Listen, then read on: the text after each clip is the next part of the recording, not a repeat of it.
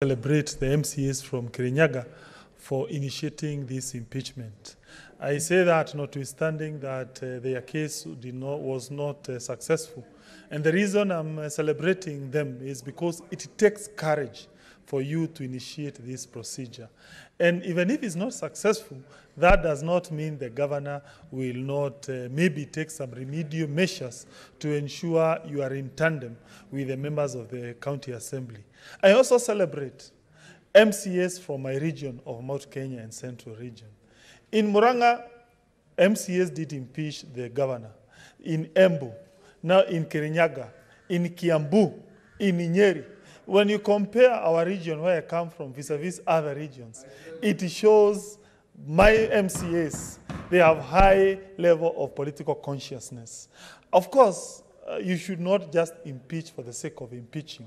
You need to ensure there are grounds. But to the extent that you have the courage to take up this process, even if that process is not successful, that to me is something positive, and we need to celebrate our MCAs.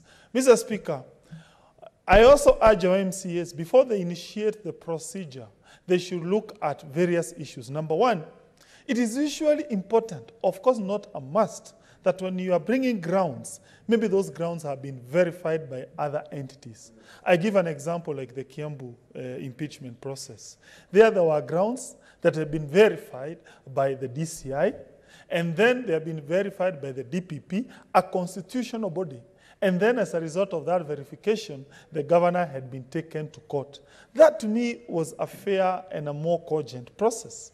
Same way, Mr. Speaker, sir, you would see in the Embu impeachment, which was also upheld by the First Senate, there were allegations which had been taken to the DCI, and indeed, those matters had been verified by other entities. I would urge any other entity that wants to institute this process, they consider, maybe for instance, first taking the matter before the Public Accounts Committee of the various county assembly, also be consulting the EACC and maybe even the DCI. Mr. Speaker, also, here in the Senate, I would propose, as way of enriching the impeachment procedure, we do the following things. Number one, we make ex officio DCI, and also ex-officio member of EACC. We have done that as a part of Public Accounts Committee, and so that in my committee, which I also sit, when a governor comes, we as members of the Public Accounts Committee, we can immediately make a recommendation, and a governor can be arrested and taken to court pursuant to those allegations. Maybe it is time we also borrow from that practice when we are conducting impeachment, and therefore we cause governors, notwithstanding the case has been dismissed, the matter to be escalated to that level. I'll finish with these words, Mr. Speaker, sir. I was personally attacked by some of the leaders from Kirinyaga County. In fact, there was that narrative that was being made by some leaders attacking the great people of Murang'a. Let everyone know, those of us who come from Murang'a County, we are very proud of that heritage. I wouldn't want this impeachment to be framed as if it is a fight between the people of Kirinyaga and the people of Murang'a. We are all one. We are neighbors. And therefore, we should not be seen as if we are fighting. And finally, Mr. Speaker, sir, and this is very important, those leaders who attack this office of the chief whip through public barazas, let them know that whatever this office does is usually pursuant to political parties' positions, which have been processed, and therefore it was quite unfair for them to go in public barazas and start attacking this office of the chief whip. With that, thank you. Okay, I had said that was the last one, but I can see Senator Wambua dying to say something. Keep it short, 3 minutes. Thank you very much, Mr. Speaker, for indulging me and for giving me this opportunity to also contribute to the report of the Special Committee on the impeachment of Governor Anne Waiguru. Mr. Speaker, I will be very brief. I will say only 3 things. One, I want to thank and most sincerely congratulate the members of the County Assembly of Kirinyaga for having the courage to prosecute this matter to where they have brought it. The Speaker, we as a House should help county assemblies to build capacity. And what they have done is part of their constitutional mandate. They should not feel sorry about it. They should not be made to feel bad about what they have done. It is their mandate. They have done a good job.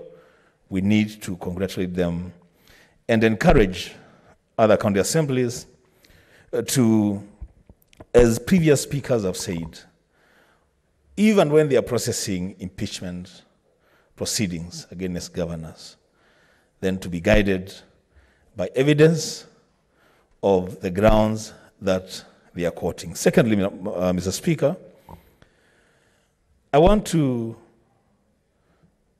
say to ourselves as a Senate of the Republic of Kenya, we have done our job. The decision that the committee has made is not a decision of the committee. It is a decision of the Senate. So all of us are now bound by that decision. It is only fair that, Mr. Speaker, we also allow the public to pass judgment on what we have done. On our part, we feel that maybe we have served justice. The public must have a say on this matter. And lastly, Mr. Speaker, is to the staff of county assemblies, and this is very important. When you listen to that report, accountability is now shifting from the governors to the accounting officers.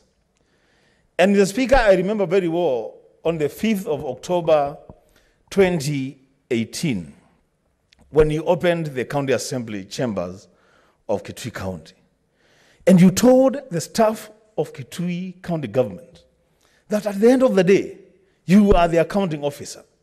Whatever you do, you will be responsible. You will be held responsible. Now I have had a recommendation that the accounting officers must be investigated. This must step aside. And so I want... Okay, your time is up. Finally, Senator Kabaka. Thank you, Mr. Speaker, sir. Let me pick from where my brother's mind was, Wambua, and conclude his idea, and then I zero into my one point. The burden of proof as established in the Evidence Act, Cap 80, ordinarily shifts from, ordinarily is such that you alleges must prove it. So those who brought, the charges against the governor of Kirinyaga had the burden to prove it. But as things turn out to be, out of the resolute determination by the special committee of this Honorable House, according to what my brother, Senator Wambua of Kitui is saying, and I need also to support him, is that the burden now has shifted from the county assembly members from the governor to the accusers. At times it happens in law where the burden can also can shift. But be that as it may, my point here is that work has been done, but what I need to implore for future impeachment, because we are aware that about another 4 impeachments are about to come, for those who allege, they must come here with a very concrete evidence. Because this is a court of law, it's a quasi-judicial body. And if you don't bring a watertight evidence, I'm sorry, politics should not take center play. Because the decision we give here are subject for judicial review by the High Court. They can be quashed by the order of certiorari. There can also be direction like mandamus or prohibition for certain things to be done.